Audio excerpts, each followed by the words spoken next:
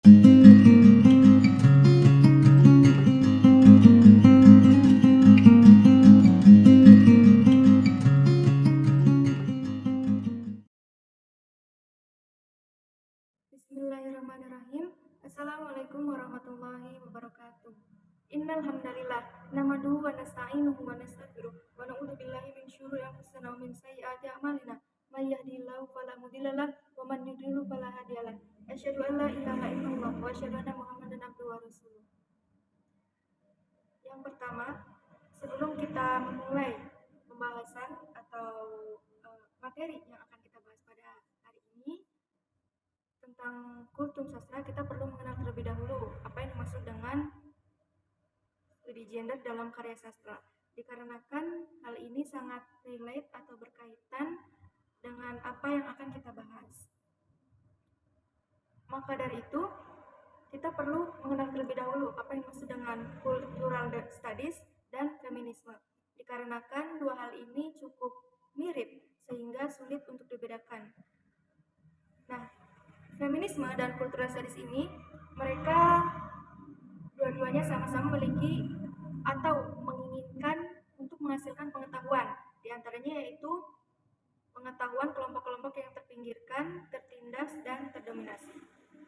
Feminisme dan cultural studies ini mereka sama-sama menginginkan untuk menghasilkan pengetahuan. Di antaranya untuk mengetahui bahwasanya terdapat kelompok yang tertindas, sedangkan mereka pun memiliki tujuan. Di antara tujuannya itu untuk intervensi publik.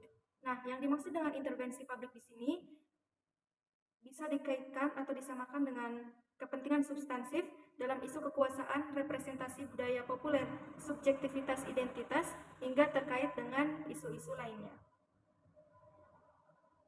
Pada zaman dahulu, budaya barat menganggap bahwasanya perempuan adalah kaum inferior atau kaum yang rendah, sehingga para perempuan ini berusaha untuk mengambil alih posisi yang dimana mereka harus dapatkan. Melalui sebuah gerakanlah para feminis ini berusaha untuk memberikan peluang atau kesempatan bagi kehidupan mereka agar lebih baik.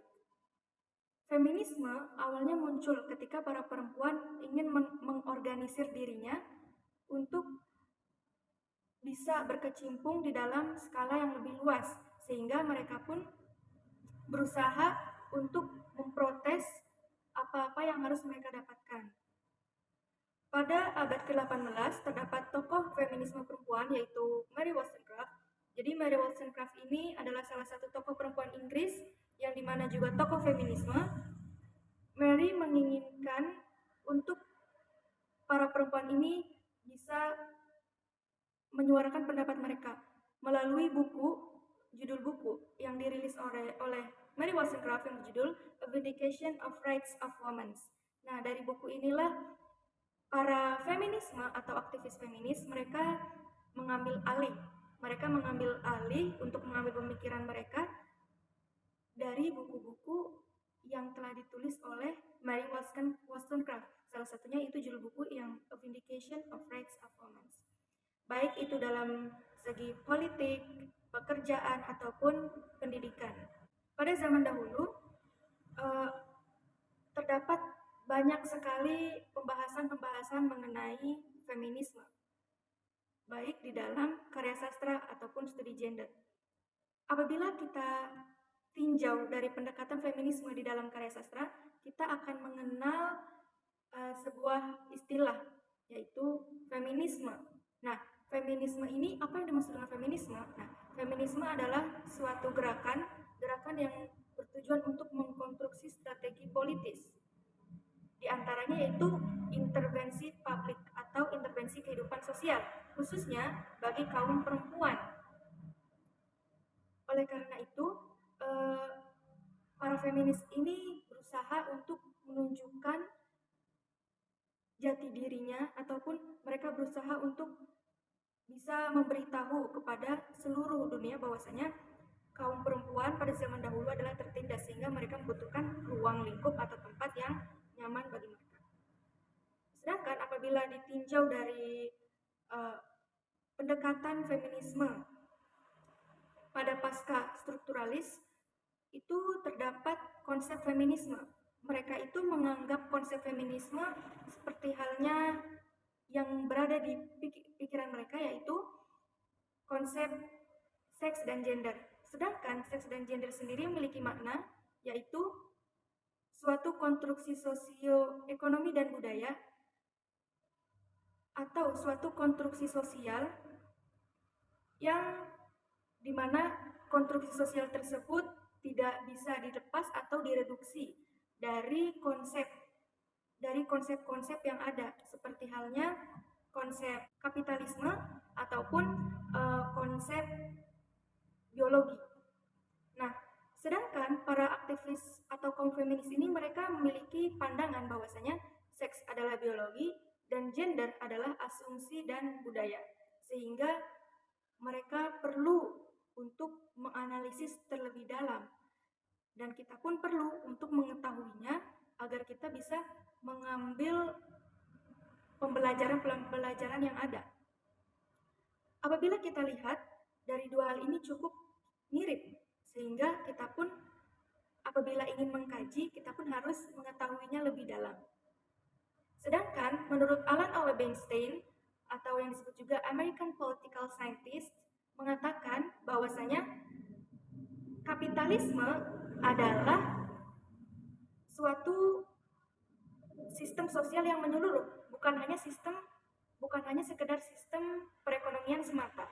Sedangkan para aktivis feminis ini menganggap beberapa perbedaan antara yang satu dengan yang lainnya, sehingga kita pun butuh untuk meneliti terlebih dalam.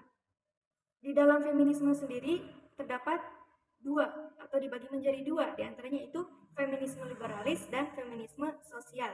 Nah, feminisme liberal ini mereka melihat perbedaan antara perempuan dan laki-laki dari segi konstruksi sosioekonomi dan budaya, tanpa mempertimbangkan aspek-aspek yang ada, seperti halnya aspek biologi bawaan dari lahirnya.